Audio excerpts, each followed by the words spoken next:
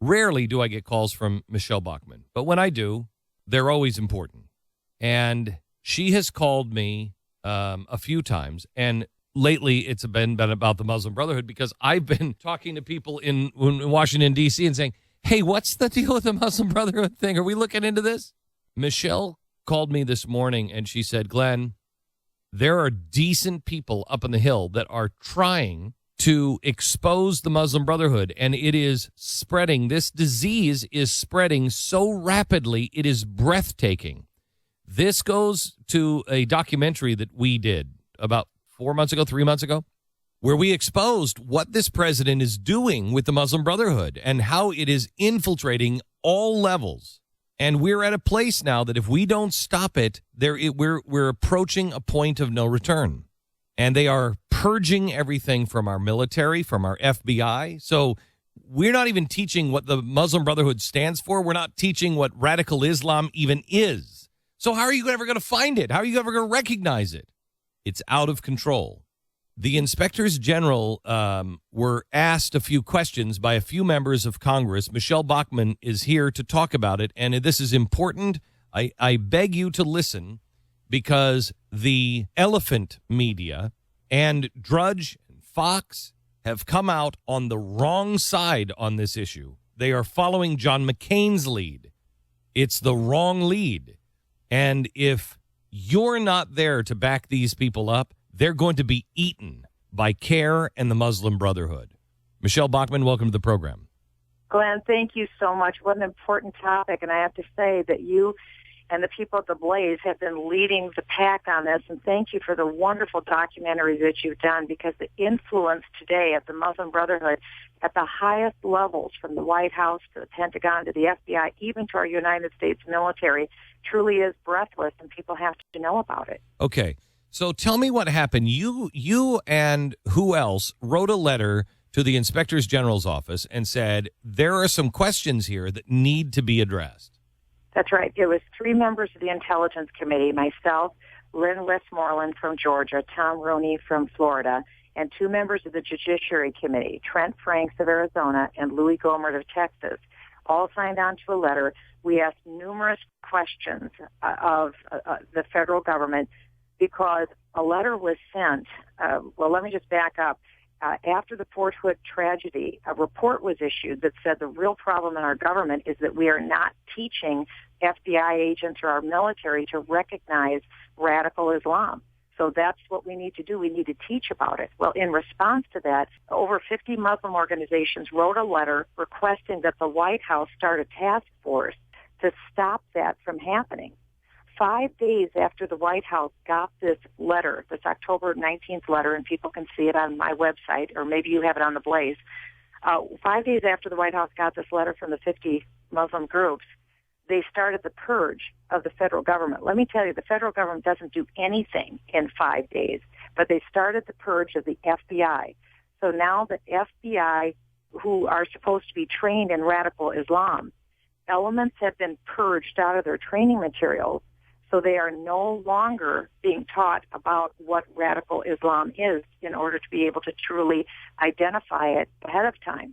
So this is serious. This is also happening throughout our United States military, Department of Justice, and Homeland Security. And the word purge isn't my word. That's the word used by the 50 Muslim organizations. They demanded that the president purge the training materials and the trainers. And so already people have been fired who formerly were teaching what radical Islam is. They've been fired or they've been reassigned, and they asked that the libraries be purged. Americans don't purge libraries, but they demanded that the FBI's library be purged. All of this is happening, and so we wrote a letter to the Inspectors General asking the questions, don't you think you should look into the influence of the Muslim Brotherhood and what it is they're seeking to do?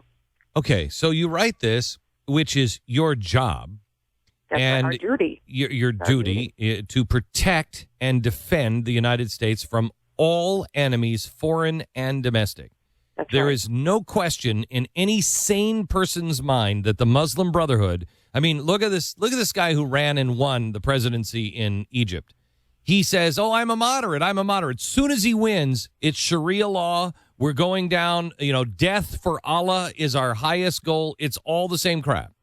So and they call for Jerusalem to become Egypt's capital, not Israel's capital. They call for the demise of Israel and the demise of the United States. They believe in civilization jihad, which is to come into the United States and subvert the United States from within. I know this sounds like radical stuff, but all you have to do is look at the Muslim Brotherhood and who they say they are. Yeah. Okay.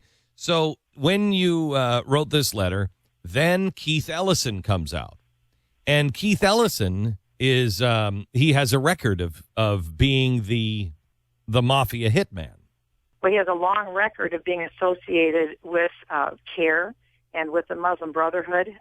CARE is an unindicted co-conspirator, as stated in the largest terrorist financing case that we've had in the United States of America. And so he came out and essentially wanted to shut down the inspectors general from even looking into any of the questions that we were asking. So he wanted to shut it down.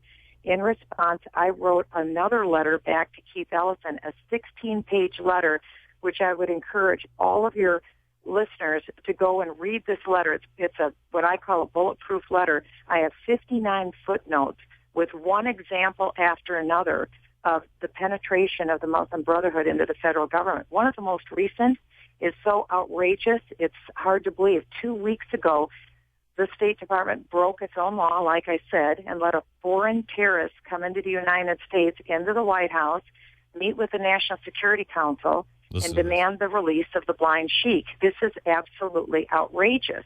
No, wait. There's more to this story that I think is even more outrageous.